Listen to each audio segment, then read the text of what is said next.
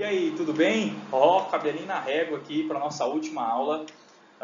Hoje nós vamos terminar a nossa apostila, que é a reflexão total. É uma aula bem tranquila, bem fácil de ser resolvida, tá? Tem poucos exercícios lá na apostila e eu vou passar alguns para vocês. E é isso. Depois é umas férias aí, um tempo em casa, para a gente voltar com força total, beleza?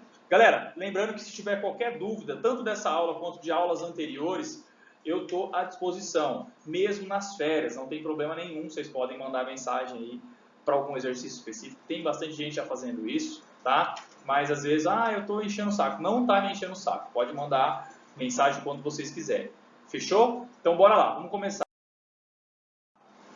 A primeira coisa nessa aula é que vocês têm que entender que a reflexão ela é diferente da refração. A refração eu vou passar do meio 1 para o meio 2. A reflexão, quando ela é total, ela vai fazer esse caminho, né? Ela vai bater na nossa divisão do meio 1 para o meio 2, tá? E ela vai voltar, beleza? Sempre com o mesmo ângulo. E aí ela vai ter o mesmo ângulo aqui com a normal. É isso que acontece na reflexão total. Mas para a gente chegar nisso, a gente tem que falar de algumas leis, tá? De algumas coisas que a gente tem que saber. Então, por exemplo, ângulo limite de refração, né? Considere dois meios transparentes homogêneos, 1 e 2, delimitados por uma superfície, que a gente chama de superfície que vai dividir os meios.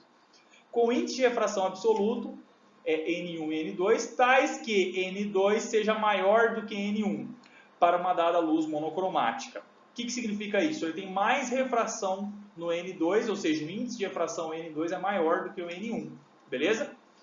Vamos supor que a luz se propague no sentido do meio menos refringente para o meio mais refringente. Já falou isso em outra aula, tá? Menos refringente, com menos capacidade de desvio, mais refringente, com mais capacidade. Para incidência normal, ou seja, I igual a zero, a refração ocorre sem desvio, igual está aqui, tá? Então, ela vai, se essa incidência for o ângulo de 0 graus, então vai ocorrer sem desvio, beleza? Agora, vamos lá. Se aumentarmos o ângulo de incidência, o ângulo de refração também aumentará, porém sempre respeitando a condição R é menor que incidência. Então, a refração é menor do que a incidência. Igualzinho tá nessa figura aqui. Beleza, vamos para a próxima. Quando o ângulo for igual, né, o máximo igual a 90 graus, igual está aqui, ó, você repara que aqui ele tem um ângulo de 90 graus, o ângulo de refração também será máximo, certo? Porém, menor do que 90 graus. Ele vai ser o máximo possível, mas ele vai ser menor que 90 graus. Porque se fosse igual, ó, ele seria aqui. Fechou? Mas não é. Então ele vai ficar exatamente aqui, mais ou menos aqui no meio, ó. Beleza? Tá bom? Por quê? Porque o N2 vai ser maior do que o N1. O N2 vai ter mais capacidade de refratar do que o N1. Tá? Então a gente chama de ângulo limite de refração. Belezinha? Vamos para a próxima. Ó. Agora o ângulo limite de incidência. Eu falei de refração, agora eu vou falar de incidência. Considere agora a luz se propagando no sentido mais refringente para o meio, ou seja, contrário. Tá? Olha aqui. No mesma coisa, se for zero, vai ser zero, igual naquele outro caso, tá? Vai passar direto. Agora vamos ver nesse caso. Se aumentarmos o ângulo de incidência, o ângulo de refração também aumentará. Mesma coisa lá, tá? Então ele vai passar daqui, ó. Você pode ver que aqui está mais rápido, né?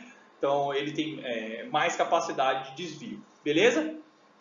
Agora, quando o ângulo de refração R for máximo, é igual a 90, se for igual a 90 graus, o ângulo de incidência correspondente será um ângulo de incidência máximo para o qual ainda ocorre refração, que é denominado ângulo limite de incidência.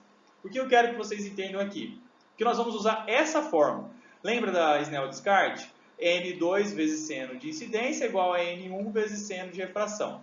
Só que quando ele for 90 graus, significa o quê? Que vai ser seno de L é igual a N1 sobre N2. Beleza? Ele vai deduzir ali, vai cortar. Ou seja, seno de L é o N menor sobre o N maior. Sempre assim, tá? O índice de refração menor sobre o índice de refração maior. Tá bom? Beleza? Reflexão total foi o que eu falei lá no começo da aula, tá? Eu venho aqui, chego na minha superfície e sou refletido totalmente. O que eu tenho que saber disso? N2 é maior do que N1. Lembra disso? Portanto, para ocorrer reflexão total, a luz deve se propagar no sentido, sempre isso, tá, gente?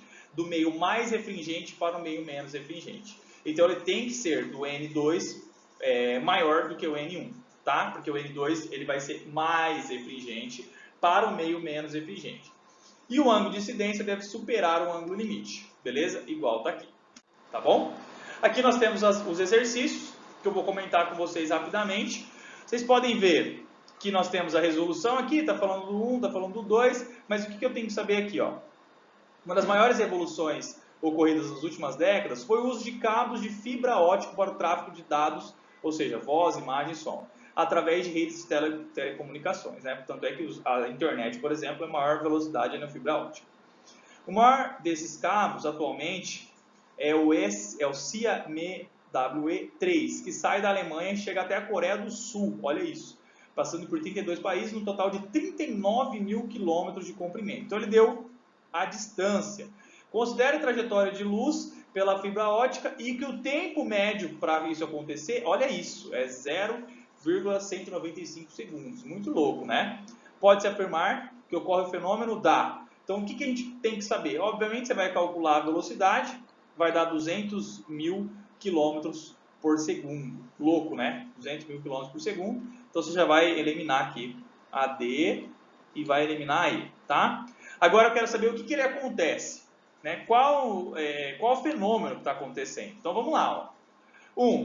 Na transmissão de dados por fibra ótica, a luz, que é sinal eletromagnético, poder da informação, sofre sucessivas reflexões. Tá? É importante notar que o material de fibra ótica deve ser mais refringente que o externo. Por que está acontecendo reflexão? Porque o N2 é maior do que o N1, igual eu mostrei para vocês. Então não é refração, é reflexão.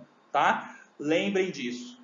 Aí ele está falando, devido ao grande comprimento percorrido pela luz e a pequena espessura, a trajetória descrita pode ser assimilada por uma reta. Por isso que a gente pode colocar que é um movimento retilíneo uniforme. Tranquilo, gente? Reflexão porque o N2 é maior do que o N1, tá? E 3. Aqui, gente, nós vamos analisar todo esse texto aqui e vamos resolver conforme está desse lado direito aqui. Deixa eu comentar com vocês. Vamos lá. Uma pequena lâmpada está colocada no fundo de uma piscina. Ah, legal, ó. Você já coloca o fundo de uma piscina, você já desenha aí, tá? De profundidade igual a 2 metros. Então, a profundidade aqui nós temos 2 metros da piscina, beleza? Cheia de determinado líquido homogêneo e transparente. Apesar da luz emitir luz em todas as direções, igual está aqui, ó. A luz está emitindo luz em todas as direções, tá? Beleza? Um observador situado fora da piscina, que é no ar, verifica que a superfície do líquido não está toda bem iluminada. Tem alguma região, né? Tem algum lugar que não está bem iluminado. Mas apenas uma região circular. Sabe-se que o índice de refração absoluto desse líquido é igual a 2, sendo dado o índice de refração absoluto do ar igual a 1. Então ele falou já, do líquido é 2 e do ar é 1. Beleza? Você já sabe, então, o que está acontecendo. Eu estou indo do meio 2 para o meio 1. E do meio 2 realmente é maior. Legal? Mas o que está acontecendo? O que eu tenho que saber? Vamos lá. Pode-se afirmar que o raio da região circular mais bem iluminada da superfície da piscina é aproximadamente igual. Então eu tenho que ver o que está acontecendo. Se vai acontecer reflexão ou refração. Se eu estou saindo do meio 1 ou se eu estou saindo do meio 2, quem é maior que quem? Tá bom? Vamos lá. Eu vou jogar no meio da lei de Snell, certo? Que aí, obviamente, eu vou pegar o índice de refração do líquido vezes o seno do L, que eu não tenho. Então, 2 vezes seno do L é igual ao do ar, ele falou que é 1, e do seno do R, ou seja, que é 90 graus, que a gente já viu que é uma regra, seno de 90 graus.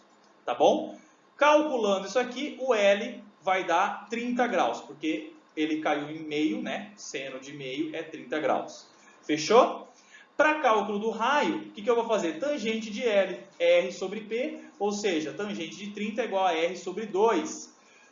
Ou seja, raiz de 3 sobre 3 vezes 2, eu tenho que é 1,15 aproximadamente, alternativa E. Beleza, galera? Então é bem tranquilo, você vai analisar quem é maior, quem é menor, vai jogar na fórmula e já é. Beleza? Aqui eu tenho outra situação, mas é bem tranquila, porque ele mostra a velocidade da luz no vácuo, tá? Para cálculo, presta bem atenção, para cálculo de índice de refração, eu vou calcular a velocidade da luz no vácuo, tá? Que está aqui, ó, que é 3 vezes 10 a 6 km por segundo, sobre o que ele dá no exercício, tá? Que é igual está aqui, né? 1,5 vezes 10 a 5 km por segundo. Se você calcular, eu vou ter 2, porque se eu fizer 3 dividido por 1,5, vai dar 2, ou seja, o nosso índice de refração é 2. Fechou, galera? Beleza? E o último exercício aqui, ó.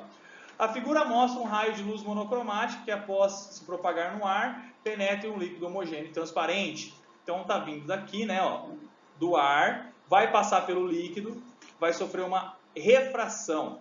Legal? Mesma coisa, só que nesse caso, o N, ao invés de ele dar o N, ele dá a velocidade da luz no vácuo sobre a velocidade do ar, né? E a velocidade da luz do vácuo sobre a velocidade do líquido. Se você substituir as informações que ele dá no texto, vai ficar aqui, né? A velocidade do líquido é igual a 300.000, 0,60 sobre 0,75. O que dá 240.000 km por segundo, alternativa D. Beleza, galera? Tá bom? A nossa tarefa é a última tarefa de vocês, que é de reflexão. Beleza? Reflexão total. Qualquer dúvida, fico à disposição de todos. Beleza? Um beijo e até a próxima. Eu fui. Boas férias para vocês. Tamo junto.